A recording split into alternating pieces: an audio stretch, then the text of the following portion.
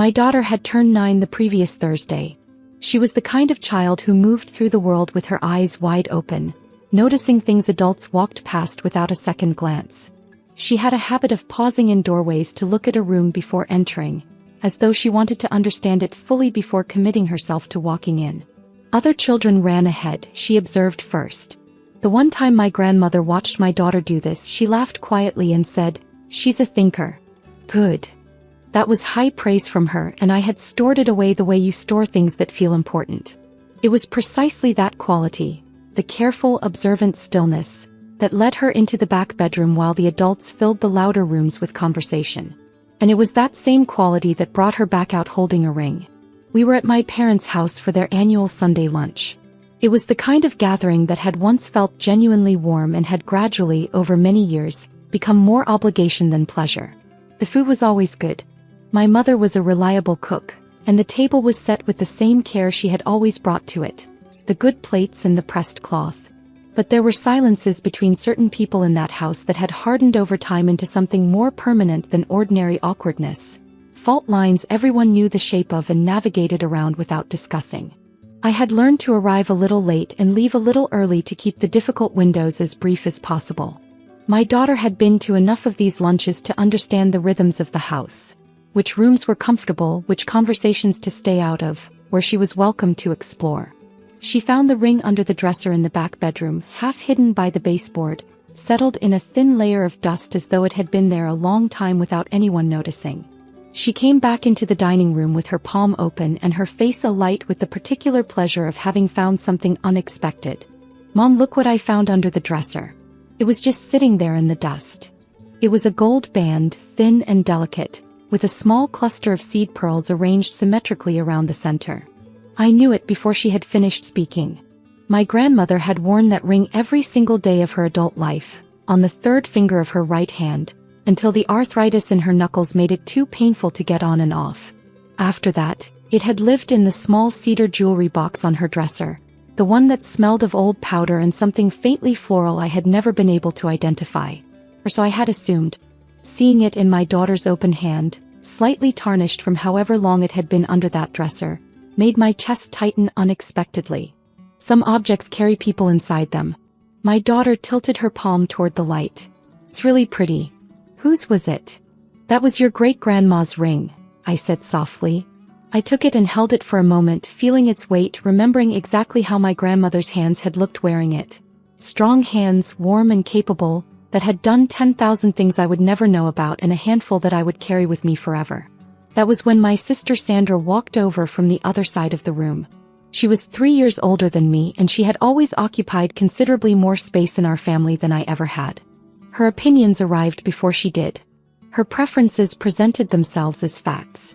She had a talent for making it seem as though any other perspective was simply a failure to see clearly, and she had been exercising that talent since we were girls. She reached out and took the ring directly from my hand, the way you might pick up a glass someone had left on a table, without asking, without hesitating, as though the question of whether it was hers to take had not occurred to her. "Where did this come from?" she asked, turning it over and addressing the room rather than my daughter. "Under the dresser in the back bedroom," my daughter said. Sandra looked at the ring for a moment longer.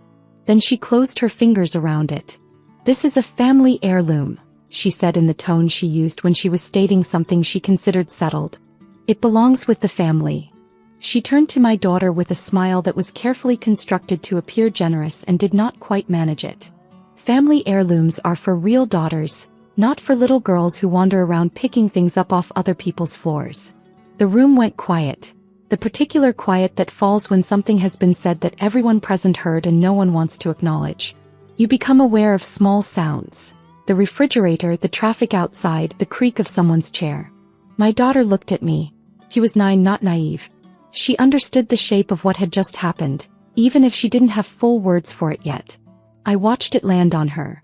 The small flinch, the careful stillness that came after, the way she looked down at her hands, which were now empty.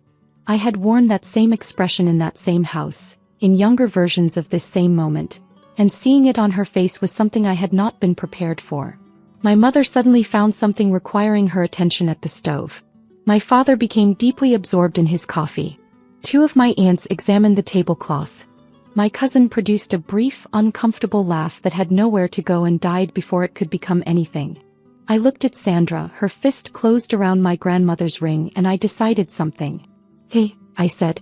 I put my hand on my daughter's shoulder. "Let's get your jacket." We said our short goodbyes and walked out into the afternoon before dessert was served. My daughter put her jacket on in the driveway without being asked, which was something she rarely did, and I understood that she wanted to be gone from that house as much as I did. In the car, she sat with her hands folded in her lap and watched the neighborhood pass by the windows. She was doing the processing thing she did, working through something quietly, turning it over inside herself the way she turned objects over in her hands when she found them interesting. I did not rush her. After several minutes, she asked, "What did she mean by real daughters?" "She meant something unkind," I said. "It wasn't true." "Was the ring really great-grandma's?" "Yes." "Did great-grandma want you to have it?" I kept my eyes on the road ahead. "I believe she did," I said. "I'm going to make sure of it." That night, after my daughter was asleep and the house was quiet, I went to my closet for the cardboard box I had kept at the back of the shelf since my grandmother's death 4 years earlier. She had died at 87, clear-minded and deliberate to the end, which was entirely consistent with everything she had been throughout her life. She believed in saying what she meant while she still could, and in the weeks before she died she had written letters. Not to everyone. Only to the people to whom she had specific things to leave behind in words. My letter had arrived in a sealed envelope with my name written on the front in her deliberate, upright handwriting. I had opened it on the day of her funeral, sitting in my car before I could make myself go inside the church, because I had known that whatever was in it would undo me, and I wanted that to happen somewhere private. I had read it once, wept over it, folded it carefully back into thirds and returned it to the envelope. Then I had put it in the box with her other things and left it there because grief has its own timing and I had not been ready. I sat on the floor of the closet, took the letter out and read it again. All of it slowly from the beginning. She had written in the plain and careful way she spoke. No unnecessary words, no sentiment for its own sake. Everything exactly as large as it needed to be and no larger. She wrote about her life, the things she was proud of, the people she had loved, and a few things she wished had gone differently. And near the end she wrote about her possessions. She was a practical woman. She wanted her wishes documented somewhere, even if only in a letter. She wrote, "The pearl ring, you know the one, the gold band with the small pearl cluster. I want that to go to you. You have always reminded me of myself at your age. The way you watch things quietly before you speak. The way you love people completely without making a show of it. Keep the ring for your daughter when she is old enough to appreciate it. She has the same careful eyes. I noticed it the first time I watched her look at something properly. She sees what matters. She'll know what to do with it when the time comes." I read that paragraph 3 times. At 11:47 my phone lit up on the floor beside me. "Kinda. I hope you're not planning to make this into something. It's just a ring. You'd better not tell your daughter stories about it." I took a photograph of that paragraph, clear, in focus, every word legible, and sent it to Sandra without adding anything else. It took her some time to respond. When she did, she wrote, "That doesn't prove anything." I put the phone down and sat with the letter a while longer. Then I went to bed. In the morning I called my mother. I told her calmly what my grandmother had written and asked whether she had known. There was a pause that ran longer than it needed to. "She may have mentioned something to that effect," my mother said. "Did you know that last night when you said nothing?" Another pause. "Your sister feels very strongly about these things." "Mom," I said, "my daughter is 9 years old. She was told directly that she doesn't count as a real daughter in front of the whole family. And you turned back to the stove." My mother offered partial sentences and careful qualifications. The language of someone who knows they behaved poorly and has not quite assembled the words to acknowledge it. I listened until she was finished, told her I needed some time and ended the call. That afternoon I reached the estate attorney who had handled my grandmother's affairs. He was semi-retired but remembered her warmly. I described the situation. He told me that a signed, handwritten letter expressing personal wishes, while not enforceable as a formal codicil, was a documented expression of intent that clearly established what my grandmother had wanted. It was, he said, the kind of document that would carry genuine weight in any conversation about the matter. He said that if Sandra refused to return the ring, there were paths forward, and he offered to put something in writing on my behalf if I needed it. I thanked him and told him I would start with the letter itself. That evening, I sent Sandra a scan of the full letter. The entire document, not just one paragraph, with a single line above it. Grandma was very clear. Please return the ring by the end of the week. She called me within an hour, not calm.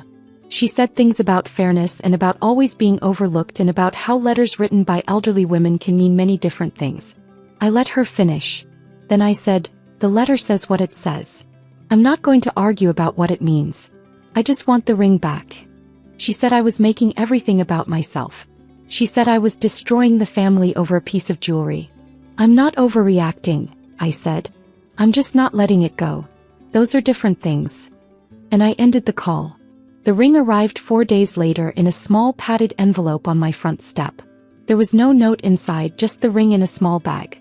That evening, I sat with my daughter on the couch and showed her both the ring and the letter. I read the relevant paragraph aloud. She sat very still, listening to it the way she sat still for things that mattered to her. She said, I have careful eyes, my daughter said when I finished. She did. And she wanted me to have it someday. She did. My daughter held the ring for a moment, turned it over once, and then handed it back to me with a calm certainty that reminded me powerfully of my grandmother. You keep it, she said. Until I'm ready. The Sunday lunches remain paused. My mother calls periodically, navigating things carefully, and I am patient with her because she is my mother and because she is genuinely trying. Sandra and I have not spoken since the evening of that phone call, and I do not expect that to change soon. The ring sits in my jewelry box on the small velvet tray.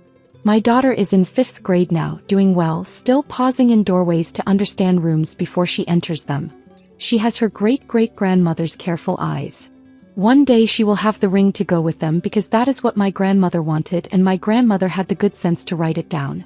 She knew that clarity, offered plainly and in time, is one of the most useful things you can leave the people you love.